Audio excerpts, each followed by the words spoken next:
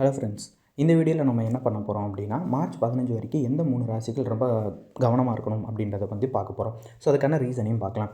So March 15 வரைக்கும் பார்த்தீங்கன்னா, அதாவது இந்த மாதம் தொடங்கினதுலேருந்து பார்த்தீங்கன்னா, சூரிய பகவான் வந்து கும்பராசிக்குள்ளே ட்ராவல் பண்ண ஆரம்பிச்சிருப்பார். கும்பம் அப்படின்றது வந்து சூரியனுக்கு பிடிச்ச வீடு கிடையாது. ஸோ அந்த வீட்டுக்குள்ளே போகும்போது சூரியனை எரிச்சலோட மனநிலையை தான் உள்ளே ட்ராவல் பண்ணுவார்.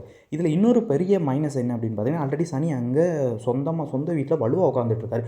இதை பார்த்தோன்னே சூரியனுக்கு இன்னும் ஒரு எரிச்சல் வரும். ஸோ அதனால் சூரியன் டிஸ்டர்பன்ஸ் ஆகிறதுனால சிம்மராசியில் பிறந்தவங்களுக்கு சில இனம் புரியாத பயம், ஒரு மனக்கலக்கம், சுற்றி நடக்கிறது எல்லாமே ஒரு மாதிரி நெகட்டிவாக நடக்கிற மாதிரி ஒரு ஃபீல் ஆகும். இன்னொன்று பார்த்தீங்க அப்படின்னா, அங்கே சனி பகவானுக்கு அது சொந்த வீடாகவே இருந்தாலும் ஒரு வலுவான எதிரியை சந்திக்கும் போது அவரோட மனசும் ஒரு மாதிரி பயத்துக்குள்ளே வரும். அதனால் மகர ராசியில் பிறந்தவங்க, கும்பராசியில் பிறந்தவங்களுக்கும் சில மனக்குழப்பங்கள், உடல் சார்ந்த பிரச்சனைகள், எதுவுமே சரியாக நடக்க மாட்டுது அப்படின்ற மாதிரி ஒரு மனநிலையும் இருக்கும். அடுத்து இதில் இன்னொரு ப்ளஸ் என்னென்னு பார்த்தீங்கன்னா, இந்த 2 பேருக்கு நடுவில் புதன் பகவான் இருக்கார். ஸோ புதன் கொஞ்ச நாள் மட்டும் தான் இருப்பார். அவர் இருக்கிற வரைக்கும் இவங்க 2 பேரையும் சண்டை போட விடாமல் சமாதானம் மட்டும்தான் படுத்துவார். ஸோ அதுக்கடுத்து கொஞ்ச நாள் கழிச்சு அவரும் வெளியே போயிடுறாரு.